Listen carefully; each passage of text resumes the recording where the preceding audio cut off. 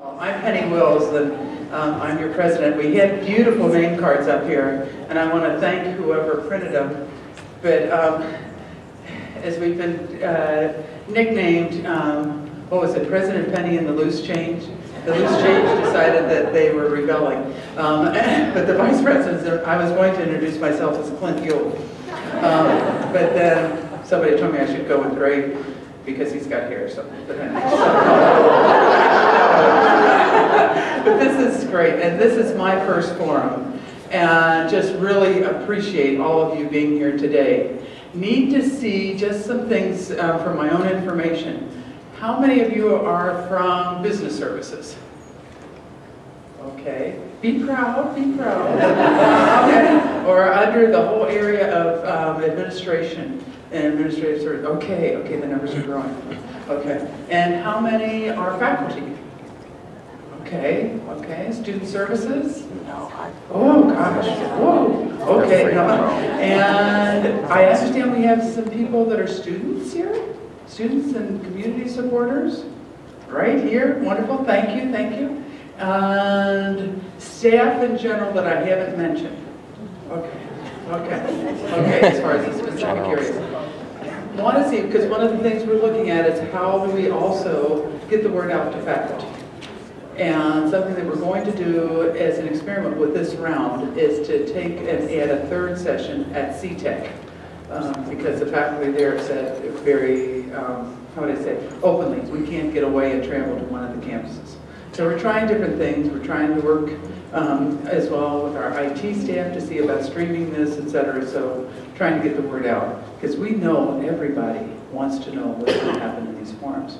So the first thing that I would like to do is, Greg, would you mind just writing these down? Is if I want to record, are there any hot topics? Things that, you know, you're just not going to be able to stay in your seats until we address this. But something that you've heard, a question that you've heard, or you have. Any hot topics? None?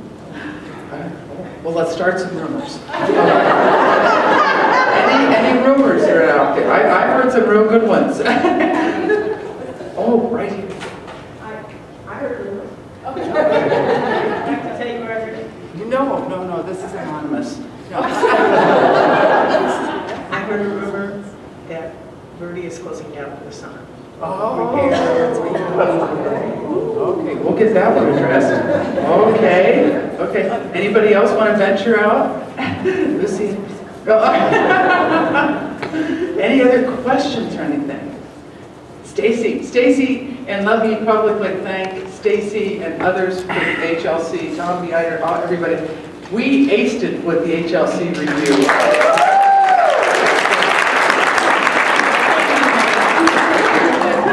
Well, I'm just curious with the HLC review now, how are we going to move forward with the offering of online programs? Right now, we're still celebrating those two reviewers are coming. Okay, okay. No, other questions? Good point. Other questions? Thoughts? Yes. Oh, good. Yes. How are we looking budget-wise for the next couple of years? Yep. Good. We've got that. Okay. We'll be sure to cover that. Where do we? Ah. Are there any changes being made to teacher qualifications as far as how we qualify the question teachers? is, are there any changes to the teacher qualification standards? Okay. And yesterday I just stopped in to the open showcase. The board meeting ran over, and then I had another meeting right there. I was so impressed. I only got to see one, but she's got a nickname, Suzanne. Yeah, and then she's known. Yeah, that confused me. But what she's doing, and then what I was able to just glean from the upcoming presentation, our faculty are so strong. I was really impressed. So yes. Those will be on the YouTube channel, the YC YouTube channel. Please, so I encourage you to see that. It just gives you, it was exciting. So, okay, so we've got that listed. Any others? Oh, good. See, I knew you had questions. I just didn't know if you could ask. Yes. I just just had a question about some of our outsourced services that we have contracted with, particularly in terms of printing services and IT, and what is the timeline for kind of reevaluation and see how we're Great question, just about outsourcing. You know, what has been done so far, the plans for others, how are we going to evaluate this? You know, and so I think these are really good questions. Other things. Okay, I'm real pleased to let you know that many of those are folded into the presentations, but at any time definitely ask more questions if we don't go deep enough or if we don't directly address them to your particular question.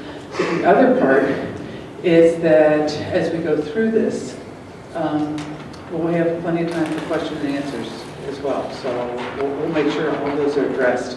As we look at this, I want to just see here, you've seen this statement before. And why I bring it up is two things. One is to go ahead and put a framework around what we're going to talk about. We've seen the mission, but here is the key thing in my mind. We're one college. And I think some of the things, some of our strengths can also be real challenges for us. The challenges of having now 2 campuses, many other sites, challenges of having such populations at these centers, they're growing. Our enrollment grew in CTEC. We have the NAUYC, that's growing. Other things are growing, etc. How do we keep that bond? How do we keep that together that we're one college? And I've learned by experience of going over the mountain, on the other side of the mountain, it's all a matter of perspective. And that it's on one side of the mountain, the other side. And I'm really so thankful that last spring you went through that reorganization and we're putting some other pieces in place here, specifically student services this fall. It's starting to pull that together of one college. We work together. Just as Stacy talked about with online, one college. And I loved it that we don't have a separate college just for open or online courses. Because that's something that the reviewers have difficulty getting their head wrapped around. We're about excellence. We're about all the things mentioned in this mission statement. All of us together. And you'll hear me say this time and time again, because there's different ways that we start drifting. And having worked at a multi-campus system before, boy, I love the pride that comes about from a campus and from a site. Okay? The new shirts coming out of CTEC are wonderful, about life explored, and then you have this racing stripe up the side of the sleeves and everything. I love that. But when you start getting to, oh no, we're not part of Yavapai College, then you'll hear this president say, come on back. Come on back. No, one college, one college. And so we have that. And you'll see some other things here that, as we look at that, I wanted to couch some things as far as some of my remarks around this concept. The board made it very clear to me as I was hired that they want one college concept. After that, they haven't talked very much to me. We've had board meetings. I first took it personally. But no, what it is policy governance. And how much, and I'm not going to give you any type of scenario on policy governance, but how much does the, how would I say, the people who are getting the job done, how much do you know about policy governance? Probably not much. Are you doing it? Okay.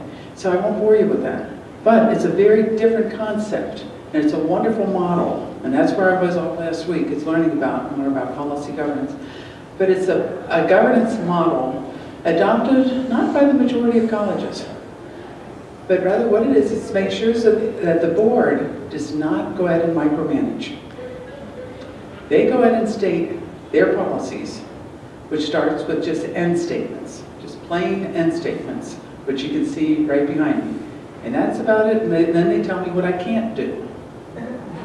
That's a different way, because I was always thinking positive, positive, positive. No.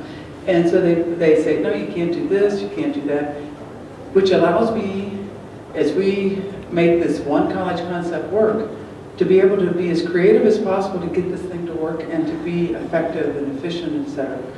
And to really, and one of the passions I have is academic excellence. So here we are doing that. So one of the things that I was so proud of with the board yesterday is they confirmed their end statements, which are sort of like goals.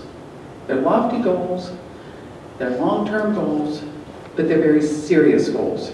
So serious that you are now looking at what I'm being evaluated on. And they said, you either produce the evidence that you've achieved this in a year, or nice, no. So I know exactly what I am to do as far as the direction. And then the beauty of it is they don't go ahead and hold us back in any way, shape, or form about strategic planning.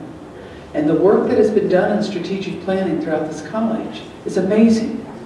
And you see the charts, and I was surprised there wasn't one here in the room. But there's charts around, that show you this of what the strategic initiatives are.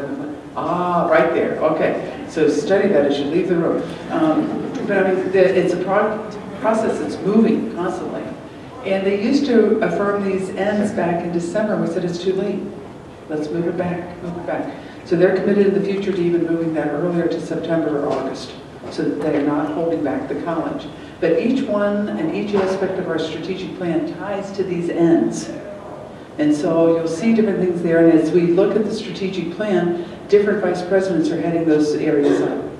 So for my portion of the, presentation here, we're working on economic ends. Clint and Greg, all the vice presidents have a lot to do here, obviously. The education ends are basically Greg's and Clint's. Then you get into the economic ends.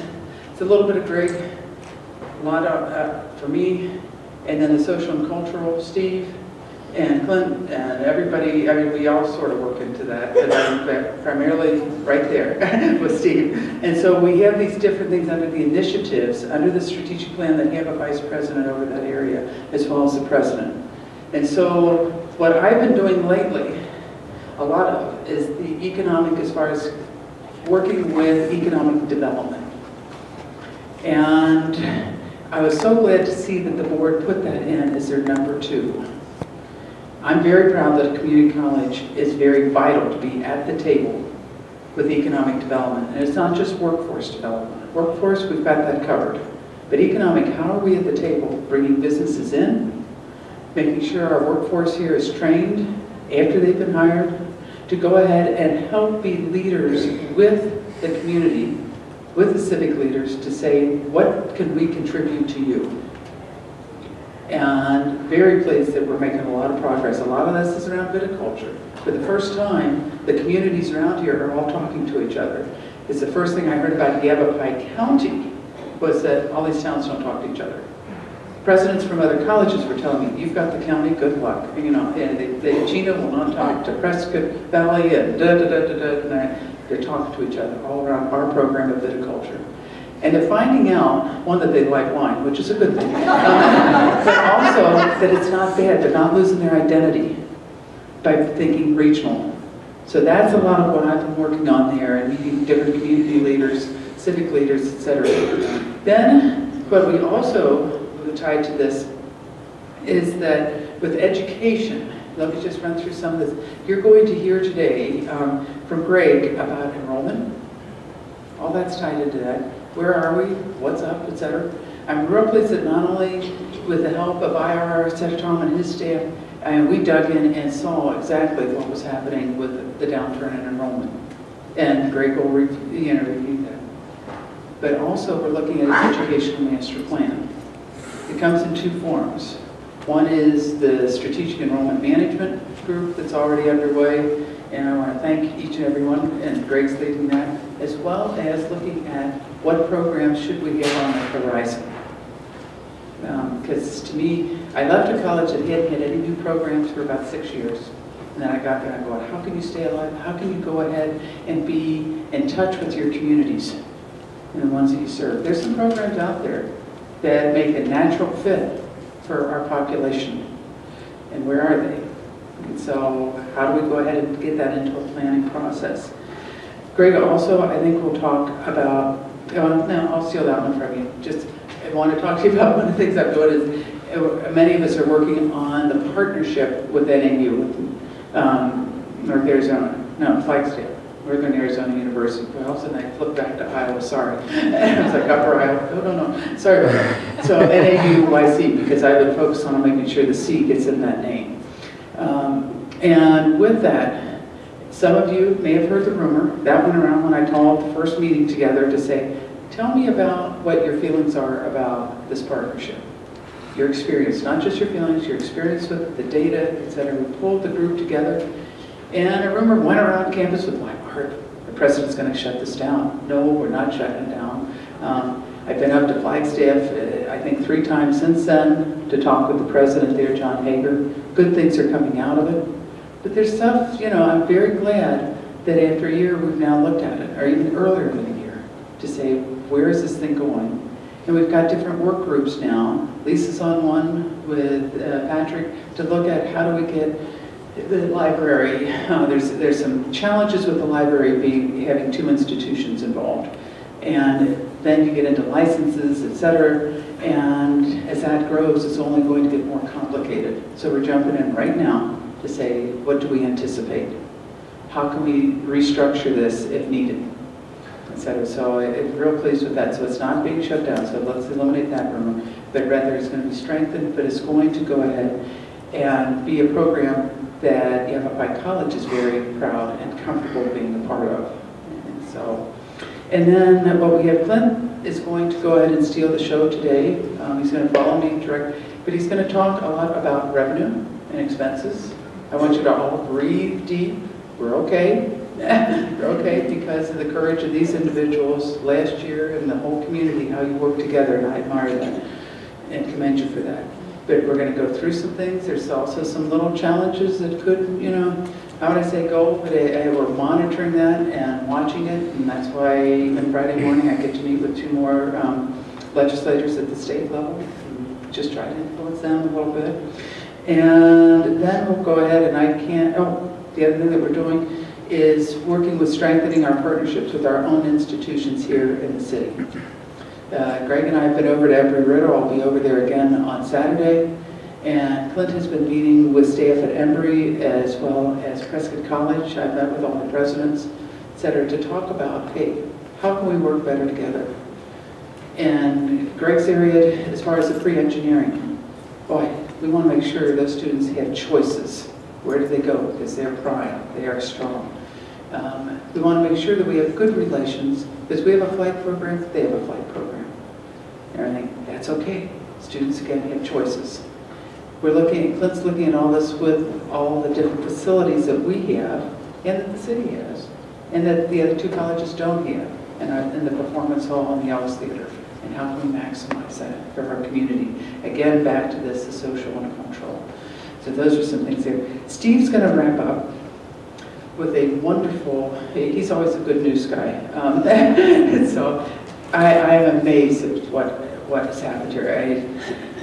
And I don't want to steal any of his thunder, but please, when you see a foundation board member, please thank them. Usually the college that is known right off is Valencia Community College, because they have, I think, the largest foundation in the nation for a community college. And you go up to them and go, ooh, can I touch you? They aren't seeing anything yet. And Steve, under his leadership, and the leadership of the foundation chairs, et cetera, over the years here, the recent years, we are now second only to Maricopa Community College District. That's all 10 colleges. Their smallest one is 10,000, and we're second to them. So I think that's amazing.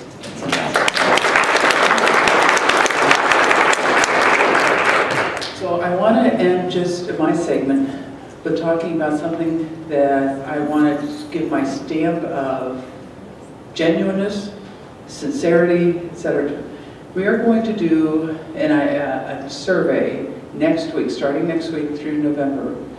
And the official title, and I'm not sure if it's going to show up on the survey or not, it's a No Level Satisfaction Survey. Now, I want to talk just momentarily to tell you, I look at this as a climate survey. What's the climate like around here? I can't wait to get this information back. to be able to see what we could do, what people are thinking. Because you'll all do it, I don't know, are we doing it through Survey Monkey? It's some anonymous? It's very anonymous. Very anonymous. So, you know, don't... There's a link and then you go, it goes through more. Okay. And group, if you want to push one of my buttons, you know, oh, God, this will do it, is, oh, I was intimidated by them. They might retaliate if they found out I said this. Group, hold it. And now you're going to hear my Rotarian speech, which is, we're in the United States, freedom of speech. We don't value that. Wow. And I'm not into victimization at all. You know, I look back at my life and I go, wow, I could have played that card a number of times. Well, and sometimes I have to admit I did, and then my father took me out back and told me knock it off, and we got over it. Sheesh, here we are. We are, no, I was about to say we are the college. No, we serve our students. We're all about the same mission. So why, you know, hold it. We've got to be able to talk to each other and be very forthright and just talk. And we have the opportunity to do that. Geez, 3/4 of the world doesn't do that. So please, take time, complete that survey, and then we're going to share it. We're going to leave it wide open and say, hey, here it is. What do we want to work on? What are some things, challenges? And also, what are the good things that we're doing? Which I'm amazed at all the good things we're doing.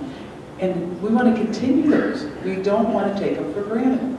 You know, I've been at a college years ago, and oh, our communication's really good. And I'm thinking, I don't feel that way. No, I'm not. But boy, they had sunsetted that. They took it for granted for years. They worked hard at it, achieved it, and then they relaxed. And I think just as we value each other, and I'm not seeing any signs of that withering, but I don't want to take it for granted. So please, complete that survey, and then we're going to share all of that information. So at this time, I'm going to turn it over to Clint, and he will wow you with this PowerPoint. Thank you, Penny. I did have a chance to consult with my good friend Farnack, so I was able to anticipate some of your questions in today's presentation. This is something you've seen before at prior forums or meetings last spring. This is just looking at our budget by the major revenue streams that we receive. And when you do this, again, just to remind you, here at the bottom is tuition and fees. That's about 25% of our money that we receive. This year, this little tiny red bar is our state support that we receive. As you remember, last year, that bar was a little bigger. It was at 10%. This year's at 2%. The vast majority of support that we receive is from our friends and neighbors. It's in the form of property taxes. And then we also receive some miscellaneous revenue, 1%, that we receive directly from the foundation, as well as other miscellaneous sales. Again, as I just mentioned, state appropriation is down 80%. We went through that fire drill last spring. I think it's fair to say that given what's going on with our assessed values, that there is a lot of pressure on us to not raise property taxes. There might just be that pressure anyway here in Arizona. As you all have read in the papers, you know, it's the recession lingers, and people are feeling real sensitive about having their tax bills go up. I would just point out that the more generic community college mission is to have affordable, accessible education, and even though our tuition and fees are very low relative to the four-year schools, we still have gone up at double the rate of inflation over the past decade. So again, there's maybe some downward pressure there as well. Here's a good chart that's looking at our education and general budget, which is basically our operating budget. We've talked about this before, and I'm sorry it's so small, so I'm going to read it to you for just a second. The top blue line is instruction, and you can see that that's trending upwards. It's approaching 50%. It's currently at 48.8%. The purple line is institutional support, so that's all the administrative overhead folks like myself, accounting, human resources, those types of folks. Academic support is the red line, which are the deans, the libraries, TELs. This light blue line is plant and operations, and the green line is student services. As I have shared with you before, our goal is for instruction to be at or near 50%, and I think we're heading in the right direction. This is the highest that I've seen it as I look over the past decade worth of information. And our other goal is to have the administrative overhead below the 20% mark, and for the second year in a row, we've been able to achieve that. So again, I think a couple of the key measures are heading in the right direction. Having said that, we do still have a high cost of service compared to our Arizona peers. If we look at instruction, academic support, and facilities, our costs are probably in the neighborhood of 40% higher than our peer institutions here in the state. And just as a reminder, we did end up cutting $3.5 million from our budget last year. $1.2 million of it was from our operating budget. And, excuse me, our current cost per student is about $8,200. It's 20% below the national average, and yet it's still 25% above the state average. We're catching up. If I look back 5 or 6 years, we were 50% above the state average. So we're narrowing that gap. And as I shared with you last year, for the 10 or so years that I have data for, we have always been the highest cost community college in the state of Arizona. This year, we are not. We are 9th. That's good. All right. In an effort to continue, bringing everybody up to speed and to be transparent, I wanted to talk about revenues and expenses for a few minutes. Again, in general terms, we have an operating budget and we have a capital budget. Within the operating budget, we have our education and general budget, which is our main budget, and then we also have our auxiliary budgets. As far as revenues come, they come in 2 different flavors. We have unrestricted, which means we can use them for anything we want, and we have restricted, which, as it sounds like, is restricted to certain uses. So, I wanted to share with you, I think most people think about money as money. If you have $500, I have $500. Well, when you get into higher education and you start using fund accounting, you have different colors of money, if you will, and certain monies can only be used in certain ways. So within the unrestricted operating budget, we have recurring revenues, such as tuition and fees, state appropriation, property taxes. And then we also have one-time monies, so maybe we get a special gift from a donor. Under restricted, again, we might have recurring money. For example, maybe the TRIO grant. We receive money on a 3-year basis to provide special services, and we get those monies every year. And one-time money, we might get a one-time grant. Under capital, same kind of story. We have recurring monies. We use part of our property taxes to support some of our recurring capital expenditures. And then we also might have one-time monies that we receive. So for example, at the end of last year, we took the operating budget money that hadn't been spent and we threw it into one-time capital money so that we would have more money to reinvest in our facilities. And then under restricted, I honestly have not run across this little fella here. Restricted recurring capital grants are pretty hard to come by. I haven't seen one yet. But we do apply for these kind of grants and occasionally are awarded them on a fairly regular basis. So let's move into expenses. As you can see, it's the same template. And you can see you need the right colored money to fund the right kind of expense. So when we think of budgets, most of us, I think about our unrestricted operating budget. That's our education and general budget. I just showed you this slide before. And here are the 5 major expense categories that make this up. I want to contrast that with our capital budget, which is our capital improvement plan and our equipment replacement plan. Again, it's recurring money, but it's slightly different. It's a similar shade, but it's blue instead of purple. And it's not always easy to use capital recurring monies for operating budget monies. And then the last thing I wanted to point out on this slide is that we have a fair amount of one-time restricted capital money. Last year we did a pledged revenue obligation bond for $14 million. We're just finishing up spending general obligation bonds. Both of those were for very specific purposes. The GO bond had a laundry list of things back in 2000 that we promised our voters that we would do if they gave us the money. The PRO money is specifically for central plant renovations, both on this campus and at the Verde campus.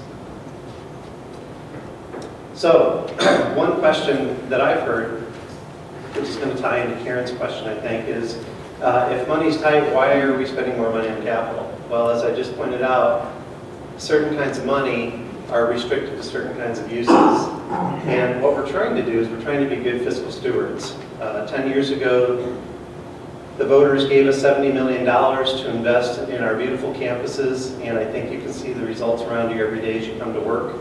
Now, having said that, I think we have an obligation to keep those up to speed and up to snuff. We're in the process of having an architectural firm, GLHN, come in and assess every single building.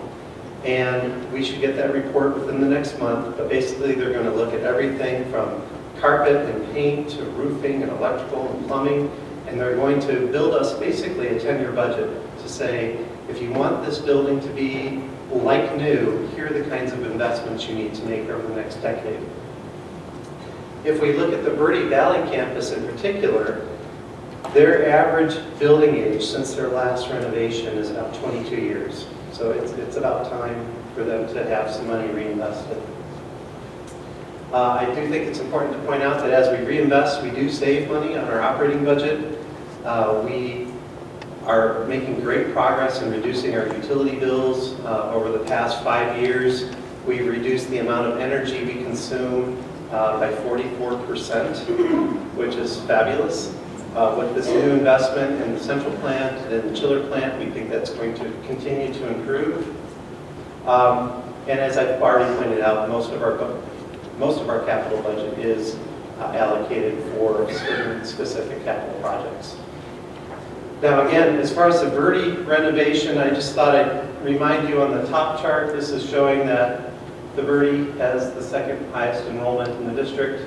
And this bottom chart is one you have not seen before. This is basically an efficiency chart. So it's looking at how many square feet do we need per student at each of our different sites. And what you can see is the Verde is our third most efficient site. We have about 200 square feet per student. Prescott Valley is actually our most efficient campus with about 100 square feet per student. District-wide, we average about 150. So the rumor is that we're going to shut the Verde campus, is one rumor that I heard. No, we're not going to shut it, but we are going to shut it for the summer. We've had a couple of meetings over the last several weeks. The extent of the renovation is fairly significant, and what you can see here is that we're building a new central plant and we're building a new storage area. All these 5 buildings are going to be demolished, and then where you see the green is where we're renovating. So once we build the new central plant that will give us more efficient utilities, we have to connect each of the remaining buildings to the central plant, and that's a messy job, and you're going to be tearing apart the building. So as we tear it apart, we're going to take that opportunity to really make some improvements that need to be made. So for those of you who are on the academic side of the house, I think you know that several classrooms at the Verde currently house 12 or 15 students. We're going to tear down some walls and make it where the average class size is more similar to the rest of the district, and will accommodate in the 20 to 28 range. So we have 41 staff members who will be displaced this summer, and we've come up with some options. It's primarily focused on what we're going to do with those folks, but for those of you who have counterparts at that campus, it may affect you as well. So things like we're going to be encouraging people to be taking vacation. We're going to be asking people, do you want to voluntarily choose to have reduced hours? We're also going to ask if people want to voluntarily take some unpaid leave. I've been thinking about that month-long trip across the country. I've never had the time to do it, but now's a good time. And based on who's left, we're going to find productive things for them to do this summer. We could be relocating part of them to Sedona. We could be asking some of them to travel to different campuses throughout the district to do work there. And a very small number of people will stay on campus in one of the temporary buildings, Building E, to be supporting the contractors, to support community members who show up who didn't get the word that the campus is shut. But I would say the vast majority of people will be off-site. So to summarize financial, I think that we are really in good shape. Last spring was a very difficult time for the campuses, for the district, and but it was worth it because we're now on sound financial footing. We do still have some significant fund reserves in case there's any kind of one-time opportunities that we want to take advantage of. Having said that, there are downward pressures on revenues. I think it will be difficult to forward a property tax increase for the coming year. I think we need to be conservative in the amount of tuition increase that we place on our students. And I think if anything, even though we're only receiving $900,000 from the state, from what I've been reading in the papers, I think that there will be a further reduction in higher education, and my guess is that it will touch community colleges. So having said that, again, this is the same thing that I've showed for the last couple of semesters. The biggest opportunities for us to take on new initiatives is to reallocate existing funds. So I guess, if we have aspirations, as Penny just mentioned, to change our programming, to address our changing community needs and to help with economic development, I think we're going to have to take a real strategic, critical look at our existing programming to see which programs have graduates, which programs are generating jobs here in the county, and for those that are past the end of their useful life, it may be time to consider sunsetting some of those. So I'm just trying to set the stage for what may happen. It may not happen this year, it might happen in a year or two, but as we try to think about new programming, I think most realistically, it's going to have to come from existing money.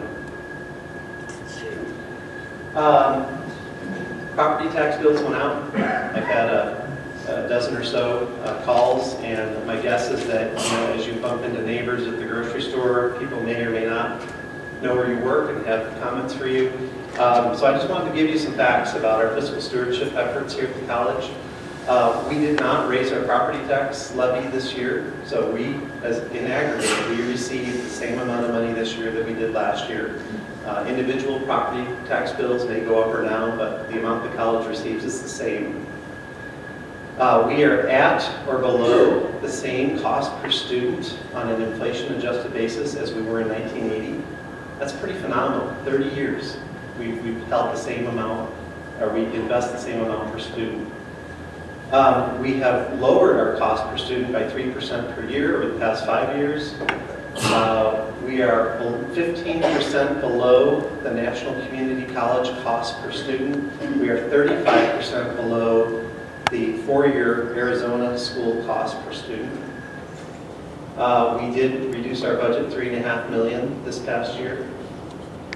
And we just got back a report from an independent source. We had them evaluate the amount of money that the state and property tax owners and students invest in us. And what we see is that there's a 5.6% return for every dollar that the state and local taxpayers invest in the college, which I think is pretty good. So with that, either I stand ready for questions now or later. Yes? Could you explain on that last line how that manifested itself, that return on investment? The question is, can I explain how they calculated the return on investment? And what constitutes it? It has to do with the amount of additional monies that are earned by students. It has to do with the amount of additional revenues and taxes that are generated from those students being in the county and from the various contractors that we hire. There is on our website, if you go to our website and you type in property tax, we have a web page, and in there, there's a link to this report, and it'll do a much better job of explaining it than I can. Sure. Yes, please. You talked about the bond, and we used that money to upgrade in the Prescott Valley Library, that space. Are any of those classrooms used for Yavapai College classes as opposed to the NAUYC classes? I don't know the answer to that. My understanding is that, I don't know if it was ABD or GED, was requesting some space from them, and I think that... We had it last year, but we didn't get it this year. Okay, so that did happen last year, but evidently it's not happening this year. Okay, excuse me. I've heard Ollie is there. Pardon? Oh, and all is Ocean Life Learning is able to use them. okay, thank you. I was talking about classes, credit classes, because there has been, people talk about how crowded the PV site is for classes, and yet that facility, the new one in the library, I don't think is being used for credit classes, and I've heard concerns about that. And then the other thing I just wanted to throw out, looking at the overall board end statement, the focus on skills and economics seem very far away from education. Now I know underneath it said education, but that main statement doesn't sound education focused. Just got to Well, let me say two things. One is, you're right, the Prescott Valley campus is the most crowded, as you saw on that efficiency chart that I shared. I do think it's fair to say that next year we're going to do a new campus master plan, a district master plan, and look and see where do we think we're heading with our academic master plan and which programs are located at which campuses. And there might be some fruit basket upset type shuffling around to try to more evenly load the different sites. And in regard to the end statements, I think you're right in that at first blush, their focus is on economics. And when I first had a chance to talk to the board about this, their response was, you know, clearly you're an educational institution and that's your primary mission, but the reason why the public supports it is to help with the economic development. So that is why it's laid out the way it is, at least for the board members. Any other questions? Just one comment. The board made a very strong point to address that. They said when they went to their end statements, and we've just switched that, so I apologize for that. When you go to the end statements, they were very emphatic that that was in priority order. And number one is education. And they want excellence no matter what modality we use, no matter where we operate, etc. So they are very emphatic about that. And they also talked a lot about student success, saying we want to see more retention, we want to see more completion, we want to go ahead and make sure that the quality is never compromised in education. So they were very clear about that. And so I do want to say the board is very sincere and adamant that education is number one here at the college. Thank you. Just to follow up on the question that was asked, the budget for the next couple of years, again, I think it's stable, but I do think it's tight, and that we're reaching a phase in our existence where we're being forced to make choices. And you know, as we expand in one direction, we may need to contract in another. And then there was another question about the outsourcing and the evaluation, and I think it had to do specifically with the IT outsourcing. I think it's fair to say that none of us were happy with the way that the performance during Rush proceeded. For a variety of reasons, we were unable to finalize the contract until August 1st. Rush, you know, happened a couple of weeks later, so there's a very, very sharp learning curve for the supplier. Patrick Burns has met with them several times, and we continue to try to work with them to provide them with better information so they can provide us with better support. I can tell you that since Rush, the support time has come down dramatically, or the amount of time it takes to respond to a call has come down dramatically, and we will continue to monitor those measures.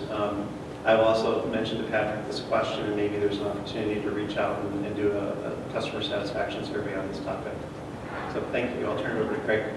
Oh, Patrick. And I think Karen had a question too.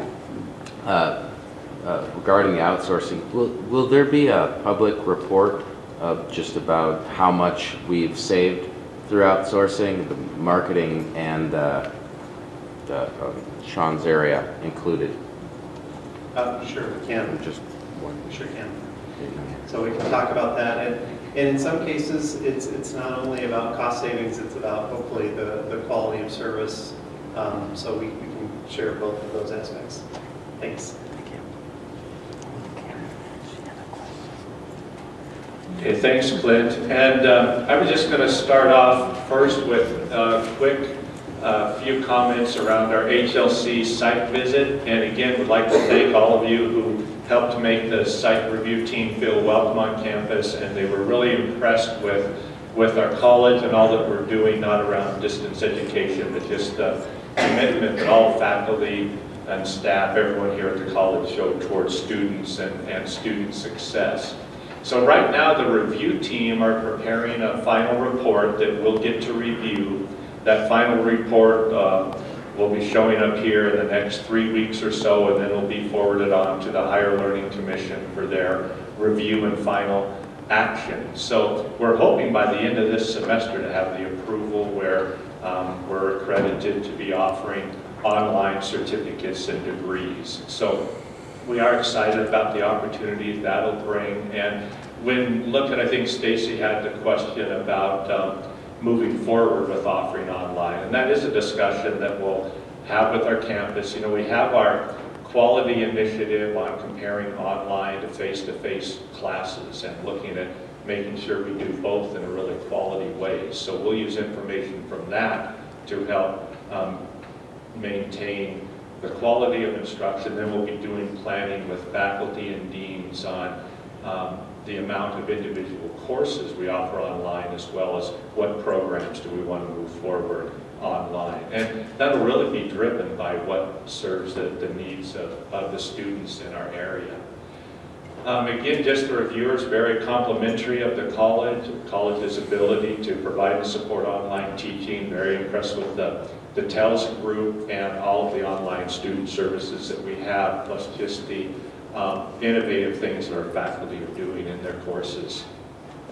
They did provide us some advice around our assessment, and they did look at what we do with assessment at the course level, program level, institutional level, and they gave us some recommendations on how we could update our general education outcomes and assessments. So we'll be working with a group of faculty on that, kind of starting with the Gen Ed committee and then involving others as needed there.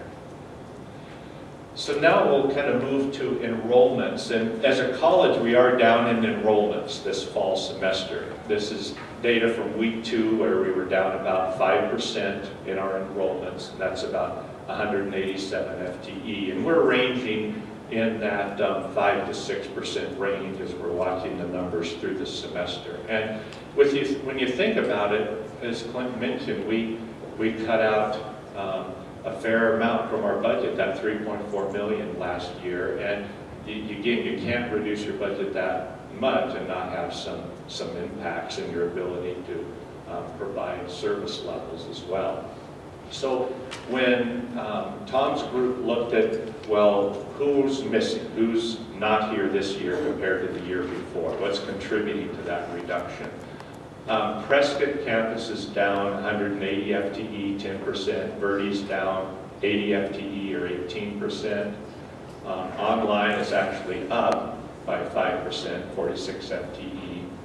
A decrease in the number of female students, and decrease in the kind of your traditional age right out of high school students, down 40 to 159 FTE or 9%.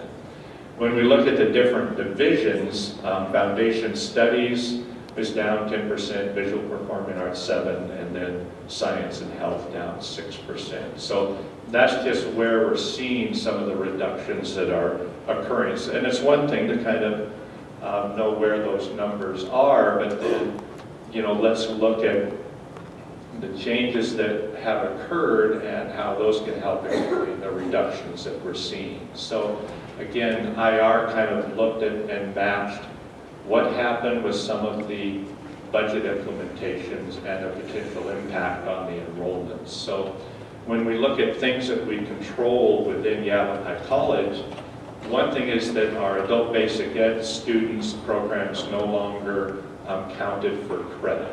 So we used to count those as 4 credit students. We don't any longer, so that's about 39 of the FTE that we reduced. Reduced the nursing program by a cohort, that's about 25 FTE. Eliminating the men's and women's basketball, that impacted some students being here on campus, about 21 FTE.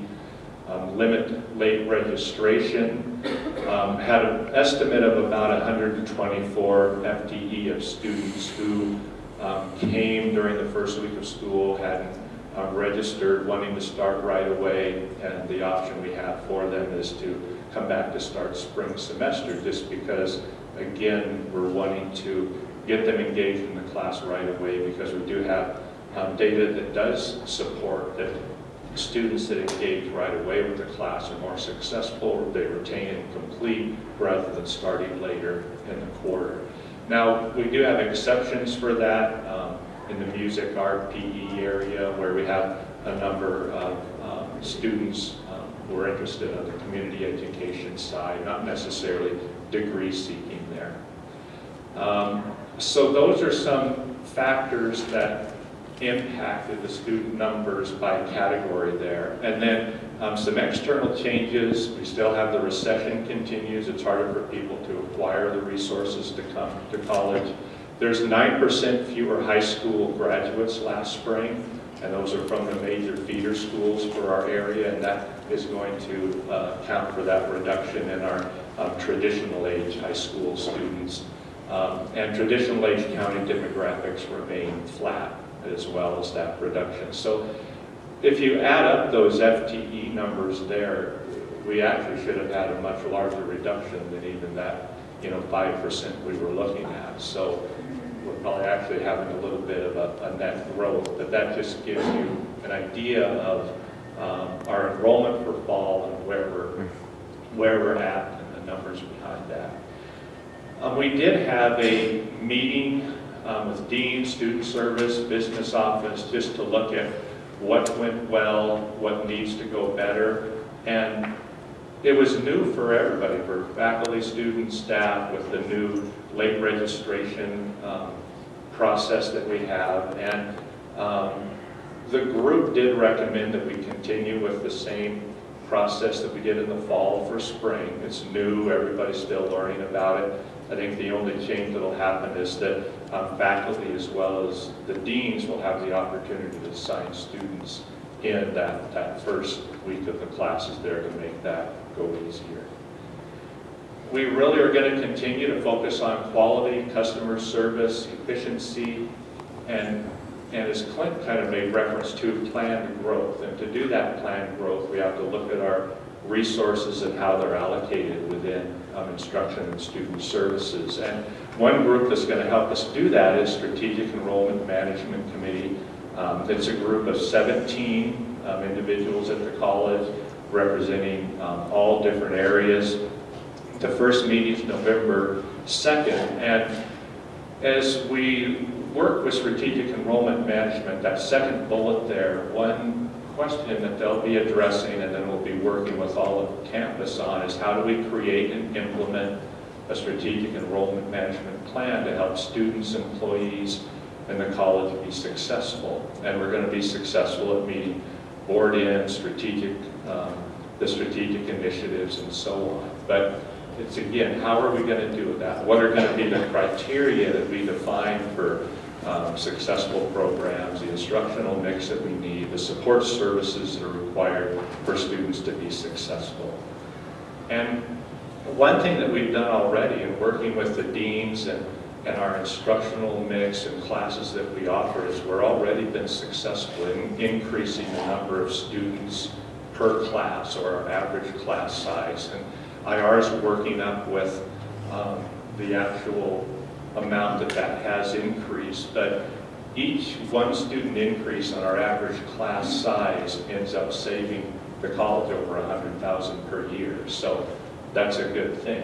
If we as a college can get our average class size number up into those low to mid 20s, we'd be doing great. Do we have to fill everything? No, some things are going to fill, some aren't. But again, the more we can effectively manage that, the better we are, and we can provide more programs for more students.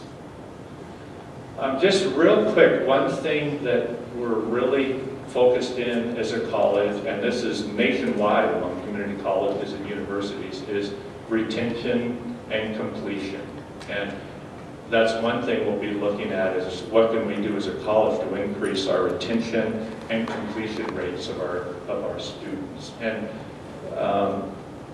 this table right here, and I'll just kind of point out one thing. This is IPEDS data, which does show, kind of tracks students that are working towards a transfer degree into transfer.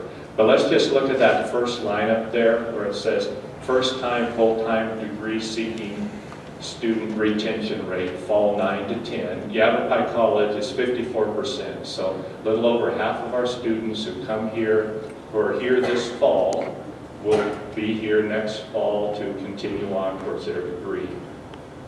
The rest of them won't be here. They'll be off doing something else. Now, the average nationwide is 59%, so we're just a little bit under that. That's the 50th percentile. So 50% of the colleges in this data will have that 59% rate.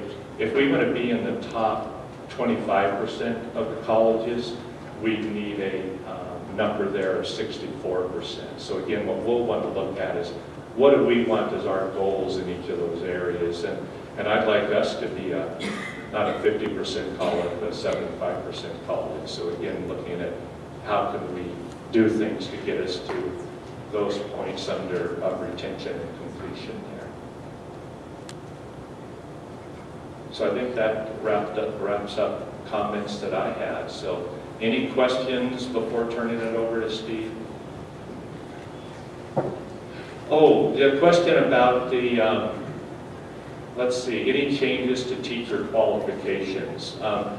There we don't really have any set plans to just change the teacher qualifications, other than I know working with the deans and so on, they're making sure that the qualifications that are in place, both by accrediting agencies and what we've set for ourselves as a college, are followed when hiring full-time faculty and part-time faculty, and they'll follow those procedures and policies and standards when credentialing faculty and so on.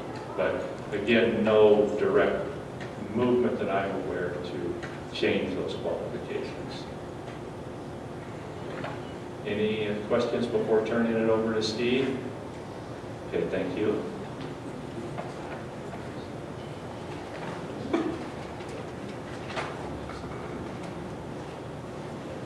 Good morning, everyone.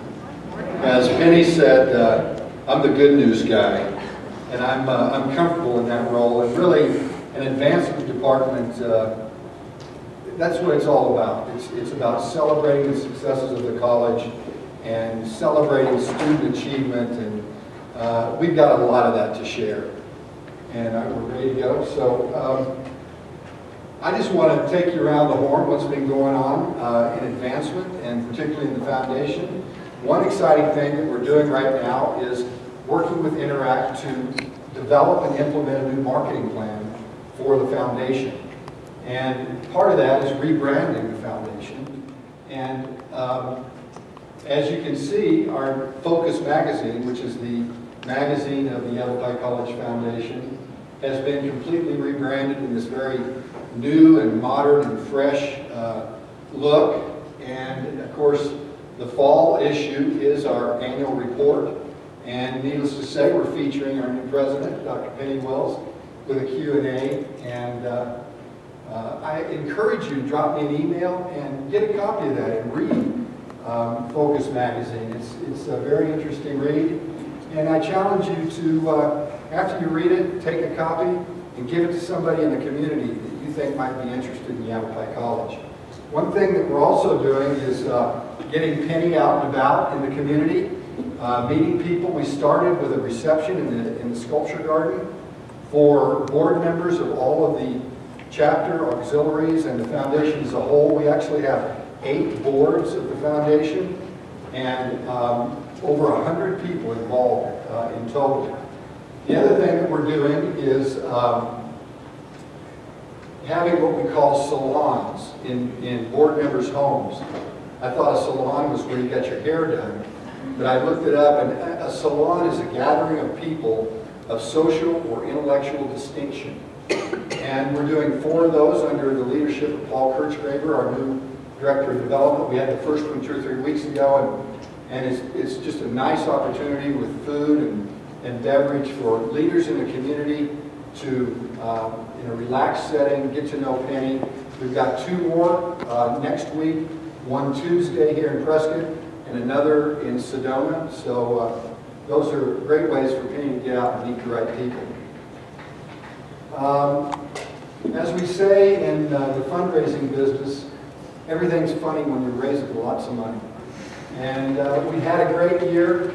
We continue to raise a lot of money. You can see these are from our annual report. Our endowment continues to grow from 5 to 11. You see that increase. That includes almost a $2 million downturn when the economy turned south in 7 and 8. We've had a great growth in endowed scholarships, adding 18 new endowed student scholarships last year. With a population that has twice as many as the national average of people over 65, legacy development, those wonderful people that name the college in a will or other form of planned gift, is the way that we really put money in the bank for the future of this college. And these legacy league members are those people that have named the college. And you can see that in the last 4 years, we've been adding around 30 new legacy league members a year. And then finally, one of the benchmarks in fundraising is how much of the money you raise goes directly to the core mission programs. And we're standing at over 84% of every dollar going directly to college educational programs.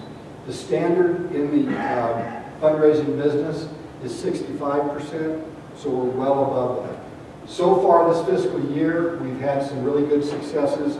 We've added new Legacy League members. I think we have 5 new endowed scholarships so far. And we're also off to a good start in our grants program, winning both public and private grants. And I want to thank our outstanding grants officer, Marcia Jacobson, for her leadership in that area. Just a trip around the foundation, some of the auxiliary activities and chapter activities. Was it just last week that we did the French Flair? Time's flying, but the Greater Verde Valley chapter hosted its 2nd annual French Flair in the Verde countryside.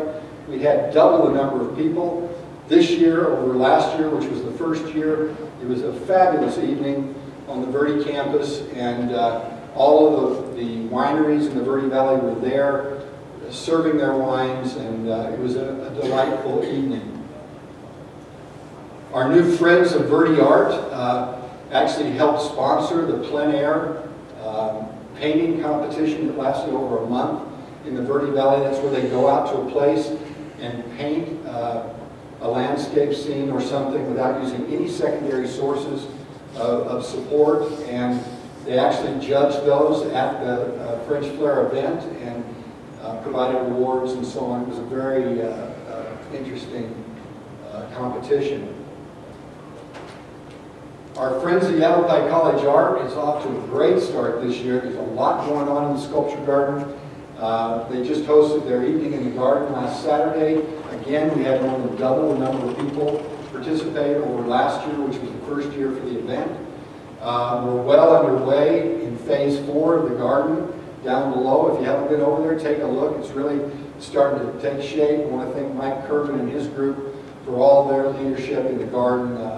Everything you see there, a lot of it has to do with Mike's vision and leadership there. And I'm very proud of the Friends of Art because they raised a very hefty $20,000 gift from a donor, and we have a new sculpture in the garden. You see it there. It's a kinetic wind sculpture that was made by Constantine Hopanu, a Romanian sculptor, and it moves in the wind, and it's of that brushed stainless steel, so it's a very nice addition to the garden.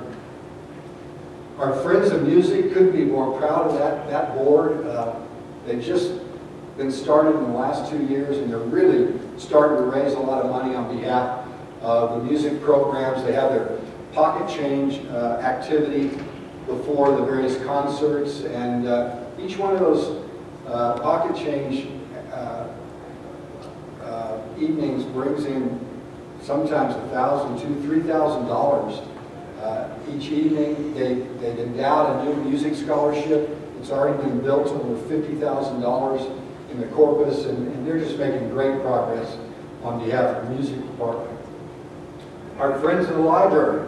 If you haven't been over there to see the new library book sales room, get over there and do it. I've been buying books exclusively there now. The price is a lot better than Barnes & Noble.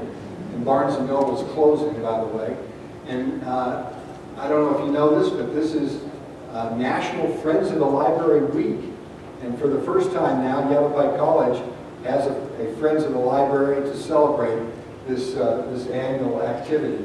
So I'm really proud of Friends of the Library. And they're just getting started out of the gate, but they're raising money through book sales, and Lisa and her people have a lot of fun programming planned as that auxiliary grows and strengthens. I want to highlight community events. We're off and running. The Blues Brothers Review is Friday night. It's the 4th of 18 performances. And don't forget, faculty and staff, half-price tickets. These are great shows, and I hope you all will come out and begin to enjoy the community events shows, because they are very rewarding, and it's a chance to see our newly renovated performance hall. If you haven't been in there, it's impressive. It's a really nice multi-million-dollar facelift, new wall treatments, carpeting, lighting, sound, something we can really be proud of. Our alumni outreach is cranking forward on the 2nd annual Mile High Talent Show. I don't know how many of you attended last year, but it was a great show. And this year, it's shaping up to be even better. There are cash prizes to the winners, so we've got people even more interested in participating. And again, all the proceeds go to the Endowed Alumni Scholarship Program, so very worthwhile. Barbara Claywell does a great job with her Alumni Outreach Board. Just a little update on Interact. They have a very aggressive program of marketing activities this year. We completed the branding last year, and a lot of the issues that existed about what is Interact doing, I think we've ironed out. We have a very detailed and specific marketing plan and set of priorities that we're working with Interact on. As you know, Katie Heschler resigned a couple of months ago, and we've had interim marketing representatives from Interact here. But one thing that we heard loud and clear is that with the next person that comes in to fill this position, we need somebody that is going to be part of Yavapai College, be recognized as an employee of Yavapai College, somebody that lives here in our community, somebody that will take on the public information responsibilities, covering special events, emergency management, those things.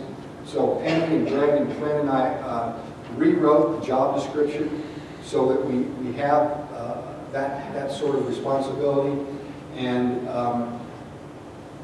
we actually worked with with Pam Cox Otto, the president of Interact, last week, and they have hired the new Interact rep employee for Yavapai College, Melissa Hodgson, and she will be starting November 14th. So we look forward to welcoming Melissa, and she will be getting to know all of you. So that's just a quick trip around advancement in the foundation. Are there any questions? Thank you very much. I'll turn it back to Penny. Okay, did we cover everything on the list? Okay, we talked about outsourcing, talked about the birdie, just, yeah, I would say closing down for the summer while we do those major renovations online. Stacy, did we answer that well? Yes. Okay. Budget, next couple of years, I think Clint talked about that, and any changes to the teacher qualifications. Okay, now that you've heard that, it seems like we've addressed that. What about other questions? Patrick? Here's another one. I love it. I love it. I understand that we're in the process of rewriting our intellectual property policy. It's in some process. I'm just wondering where that is and what kind of changes we might see in that, and how that process, is developed. Okay, what, The intellectual property policy at the college. Well, I'll get this right over to Greg. Yes, thanks, Thatcher. That's really moving forward well. We kind of have a near finalized draft, I would call it, that worked with Human Resources, Clint and I have looked at. And the next step with it is I'll be taking it to Faculty Senate this Friday, and they'll get a chance to review it, and it'll go to the Policy Review Committee. But we're hoping by the end of this semester we can have that wrapped up. And it really does define and recognize that there's scholarly work that faculty or staff could generate and own versus there's work that's contracted and done as part of being an employee of the college that the college would own. But within this document, those will be clearly defined, as well as a kind of a compensation share type plan should we have something that's applicable to that. Other questions? Yes. In one of the slides, there was a reference to 9%, I believe was the number, fewer high school graduates from the feeder schools coming in. Do we know if that's because their enrollment was down or fewer students going to college? There's a little dip. So the numbers of students in the high school are down. It's not that they're having fewer numbers graduating, other than it's just, there's fewer in the class. Choosing to come. Correct. Lower population. Correct, yeah. Any other questions for Greg? No, any other questions, really? Comments?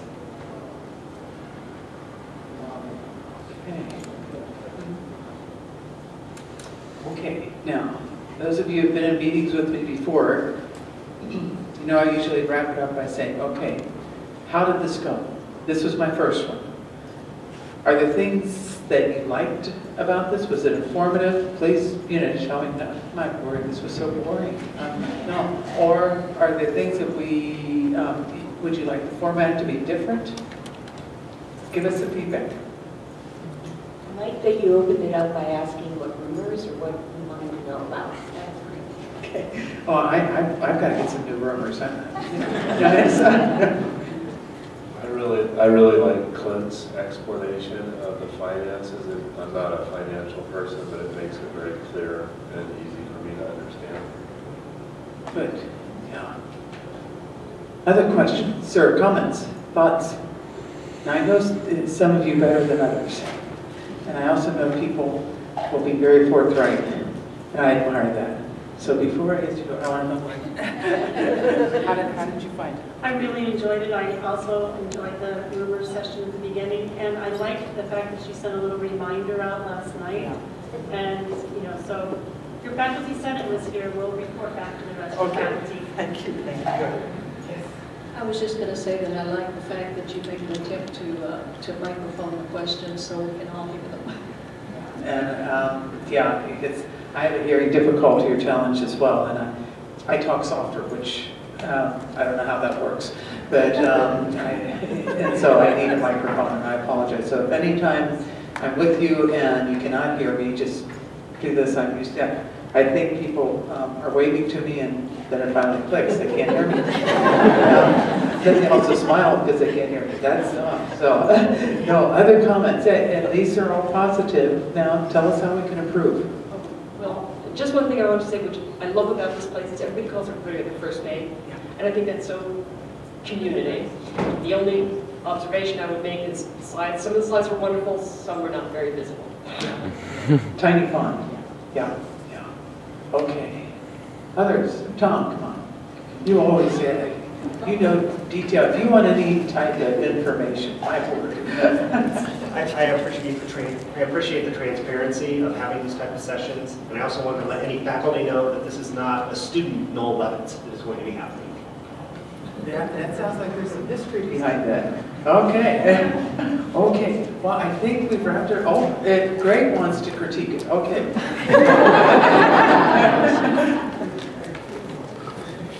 Well, I agree that Clint's presentation was very interesting, but it was too long.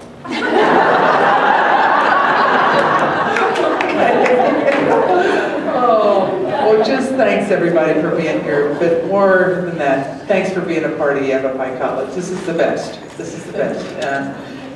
I'm honored to be your president, and thank you. And just keep doing all the good work you're doing. Our students deserve it, and I know they appreciate it greatly. So thank you.